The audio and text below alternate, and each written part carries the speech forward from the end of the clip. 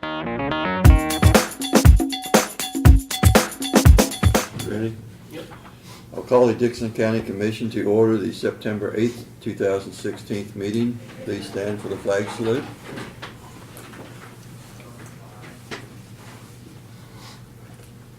I pledge allegiance to the flag of the United States of America and to the republic for which it stands, one nation, under God, indivisible, with liberty and justice for all.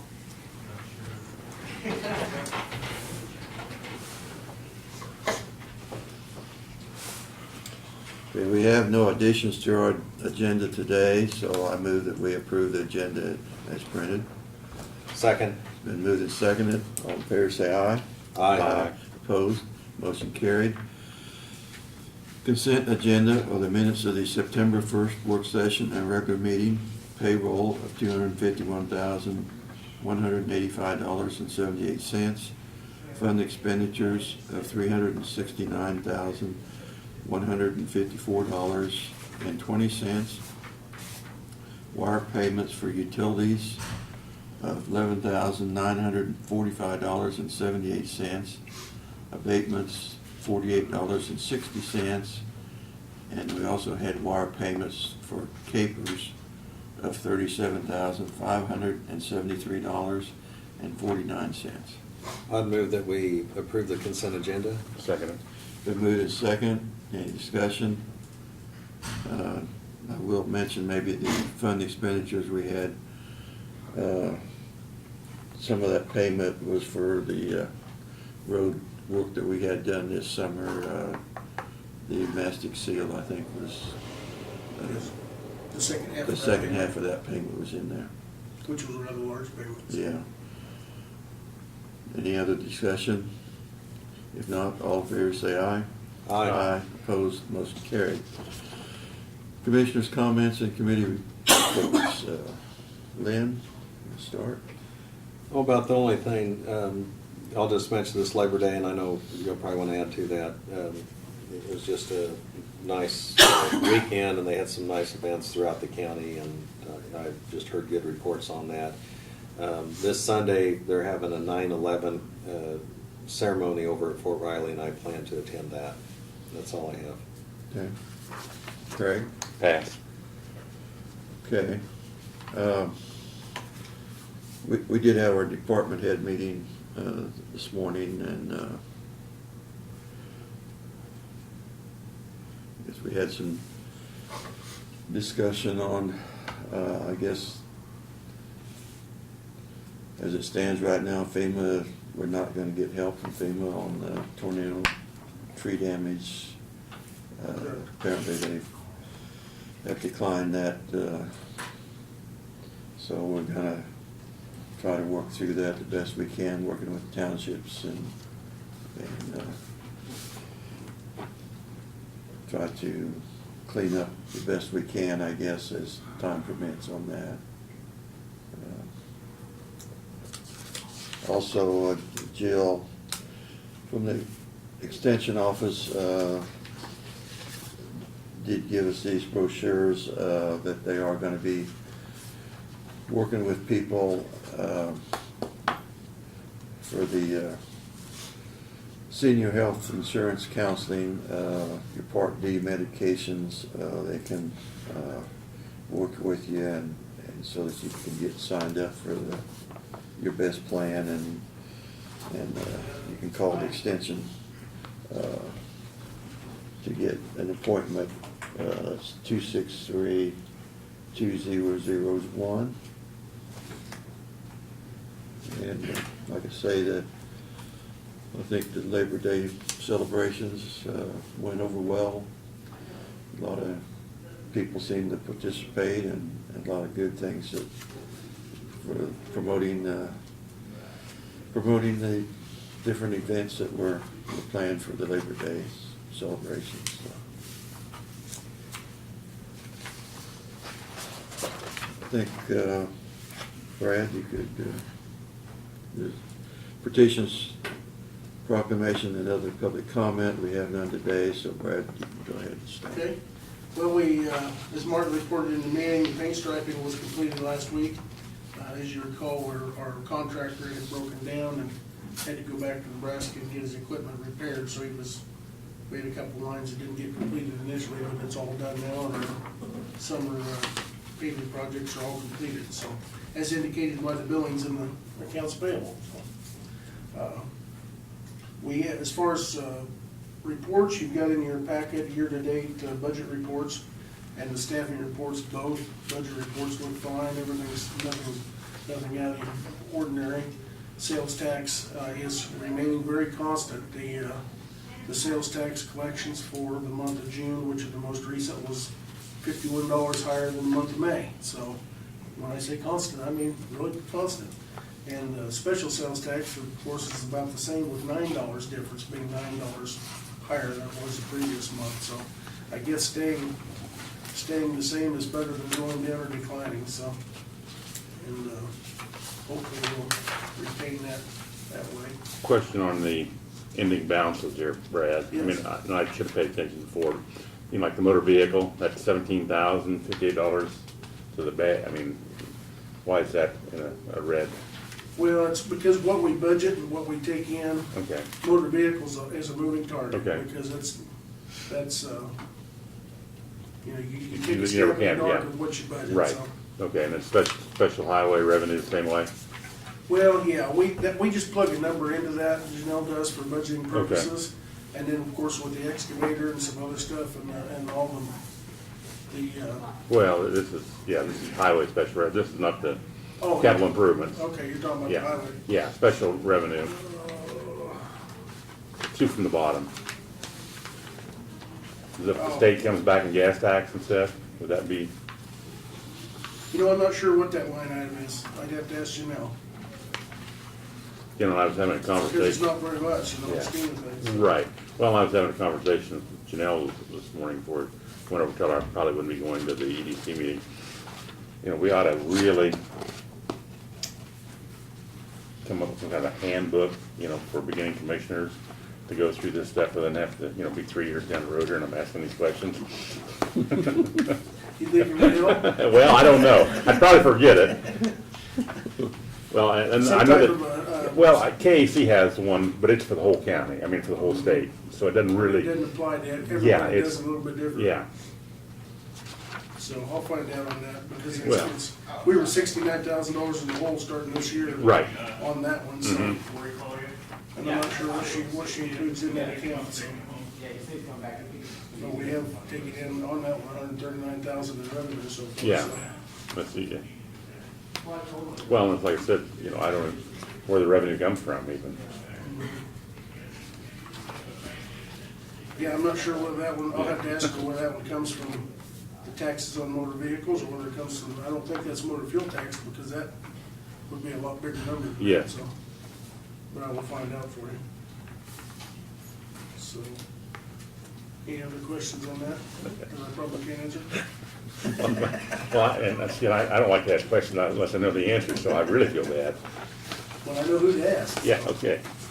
On personnel, of course, your reports are, we've had some activity since the end of the month, so the reports have changed a little bit.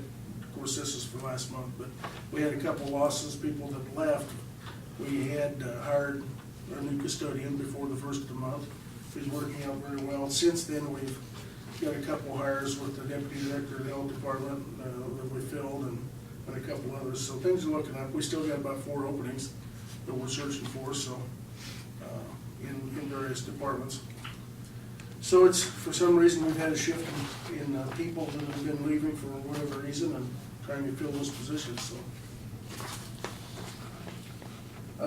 Let's see, we did fill, like I said, deputy director of health department, which was filled from within, which we think is a really good move. I always like to move people up from within, you know, the agency that not only gives all the staff the vision that there is a place to move up if you work diligently, but we've got somebody now that has a knowledge of the way the department runs, and we don't have to start from scratch there. But the downside of that is now we're looking for a registered nurse, so, which should be considerably easier to fill than the deputy director position, so. We've got interviews scheduled next week with a couple people for the zoning director. And and so we'll just continue plugging away on those. The city of Abilene is going to hold a community-wide cleanup on the 19th of this month. We will not have a county cleanup this year. This is the odd year. We normally do those every other year. And to my knowledge, the only community that's doing it this year is Abilene, so, and they're doing it on their own, so. We've already mentioned a little bit about the May 25th tornado. I will just expand on that a little bit. Of course, we had made application to the state for assistance from FEMA. Dickinson County, along with Ford County, had incidents in that time frame about a little bit before and after May 25th event. And FEMA had declined the initial application. The state of Kansas had appealed their decision, and the appeal was declined as well after they reevaluated it. So at this point, we're not optimistic at all that we're gonna get any, and we're gonna, like the Lord said, we're gonna proceed forward and take care of it. The point to be had out of all that is, I think it's extremely important that we maintain a good level of funding in our reserves to be able to handle those emergencies, because there's not always gonna be somebody there to come help us. And we do have a good level in there. We're not in a bad situation by any means, but I think that goes to show how important it is that when people are talking about, you know, paying a lot of taxes and things like that, you just never know what's around the corner, and we have to have that funding to be able to keep the doors on the bus here. So in this case, we've spent considerable money in cleaning up some of our county roads, as you're aware. Townships, as Laverne mentioned, have got some issues that we've helped them with so far, and we will continue to help them with, even if we have to do the work and then they, you know, pay us back a portion or what have you. But we've got to be able to keep the roads open and things passable. So we'll get through it. It's just another day. So, but it's a little disappointing that FEMA wouldn't help us out on it. So. Fortunately, it wasn't a major, what I would say, a major disaster that we were in dire straits and we spent all of our money trying to get out of it. It's not that situation, so. But the potential of some of our bridges and things, when we do get a flood and some of this material flows down into our bridges, like I say, we was hoping we could take care of that ahead of time instead of later, but. Yeah, and now that application through NRCS for the Environmental Watershed Protection grant, that's still out there. That hasn't, the plug hasn't been pulled on that, although we've been moved by not getting granted the status on the original application for disaster declaration. We've been moved to lesser priority, so I'm optimistic that we will get funding on that down the road. I don't know when that might be, but that's to clean up the debris that's in the creeks and on private property that could potentially damage our infrastructure if it washes down and hits a bridge or a culvert. So we're hopeful that that'll still come through. And that was $1.2 million, if I remember correctly, was the dollar amount estimated for that construction. So, you know, I couldn't even begin to understand the level of responsibility FEMA has nationwide for all the disasters going on, and I'm sure in the whole scheme of things, ours is pretty petty, but it seems pretty relevant to us. So, but if there was one that I wanted to be declined on, this would probably been it, because we can handle this and we can survive it. If we have something really major, Now, if it would have hit a town, yeah, it would have been a whole different thing. If there's something we need to reserve that silver bullet for, hopefully it doesn't happen, but if it does and we have another chapter or something even worse, that's where we want to be able to really hang our hat. So, But in this case, it's, you know, it's not all bad. It's a little disappointing, but we'll survive. We'll make it through. So. And you know, something Martin mentioned in our meeting that it kind of surprises me in a way, but he said we actually were penalized where we cleared some of the roads and then pushed some of the debris onto private property temporarily or into right-of-ways to open up the road, and we were actually penalized because the roads weren't closed and the debris wasn't still on the road. And yet, you know, I really applaud and am pleased with the efforts that they opened things up so quickly, and the amount of volunteerism and the amount of people that stepped forward to, you know, try to get some normalcy and get, things in order, but it's kind of like you do something common sense like that and then it actually penalizes us, which is disappointing that FEMA does it that way. And, I think when Senator Moran or Senator Roberts or the congressman, the new one elect, come in, we need to, talk to them about those situations, because I don't know that we really know what the threshold is. And it's disappointing. That's for sure. It's disappointing, and it's, not just our county, but I mean, this is, it would apply as far as the whole state. Well, So, anyway, it's gonna be a I point think to that is a discuss. moving target, because I could see where had we closed the road and not moved that in a timely manner, they could come back and say, well, it obviously wasn't important enough to open it right up, so, why. So I think that Kinda almost caught either way. excusatory, on their part, you're just finding a way an excuse not to fund it, but Well, like I say, if there's one that we wanted to be denied on, I think this is probably it, so.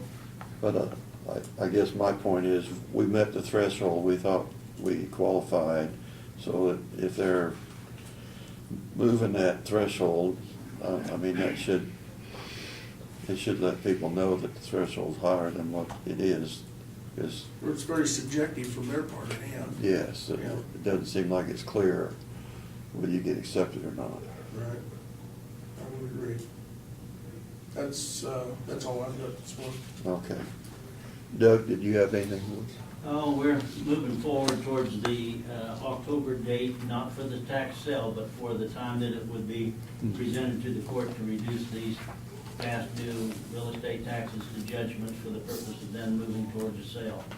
So the publication notices are out, and we've had service of process being served upon all of those that we can locate, and that publication's taking care of the rest. So that process is ongoing. That's all I have. All right, thanks, Doug. Notices and communications, we did get a letter, this is from the Kansas Department of Agriculture, the Division of Water Resources, and they're stating that they are, they're calling this the Lower Smoky Hill River, that they are doing some more mapping and in order to determine exactly the flood areas, and so that people can apply whether they are in the flood plain or not, I guess. And I'm not sure, we're in the lower Smoky Hill, so I'm not sure whether they're coming clear into Dickinson County on this one or not. On the mapping portion, all of Dickinson County will be remapped. Okay. We're the only county that is going to be remapped, but the other counties have been partially mapped in the past, but they are doing our complete county. And there's a kickoff meeting for that September scheduled 9th. on September 19th, and that's what Dustin said he was coming back for. Yeah. Since he's been involved in it, so. Yeah, that's, And that's a really big thing for us. That's big to have that remapping done, because some of the stuff we have dates back 30, 40 years. yeah, that, and they talk like they want to have a working group, which I assume are RAPS people that are involved in that, or No, did we'll this probably be, have a separate group. have a separate group for this then? I can't think, I know that Hank Rohr was on it, I think he got off. He did. And I can't think of some of the others, but it. That are on that Right, particular group, yeah. I think David Mills might be on it. We attended a meeting down in Eisenhower Center several months ago that was kind of like, the precursor to this.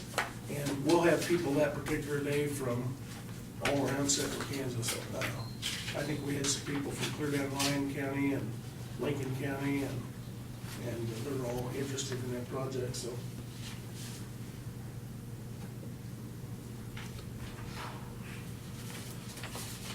Okay. Also, we got this seems like a new magazine that we've gotten, Governing. Yeah, we got that for quite a while. I don't know if you guys have always got it, but here I get it. Okay.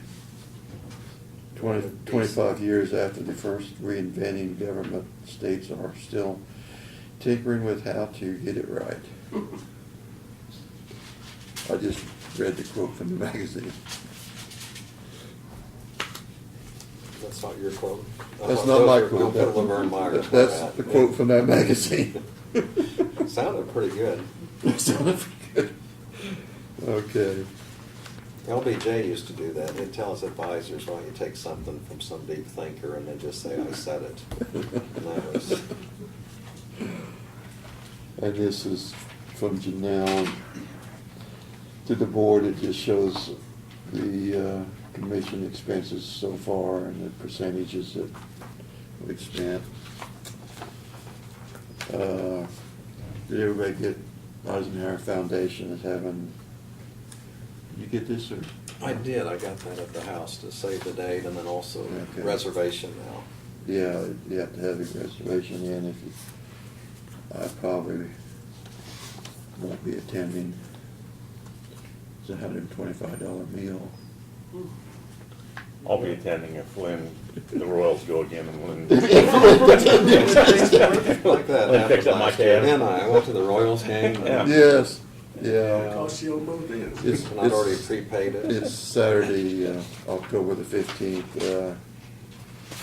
the Eisenhower Library, so, And I think they're going to, they're continuing to do a lot as far as the foundation is concerned there at Eisenhower to promote his legacy and have some programs. And so so you've got the meal portion is a small part, and then I think some of that's also a contribution. I'm sure it is. I've got one. And they always bring in, I don't know if they're doing it this year, but they usually bring someone in from the USS Eisenhower, some of the Yeah, they did last year. sailors that have special awards and so on. Yeah, they brought the non-enlisted and enlisted officer, that was recognized by him last year. Mhm.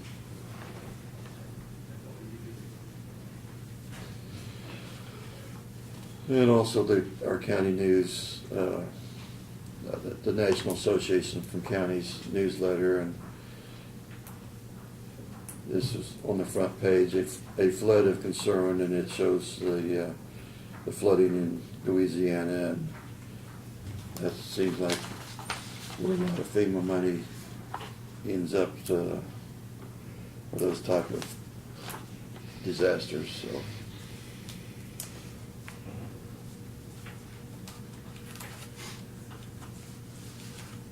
Okay, so we have no resolutions today for unfinished business or other business. Anybody else have anything for the day? I'd move we adjourn. Second. Been moved and seconded, we adjourn. All in favor say aye. Aye. Opposed? Motion carried.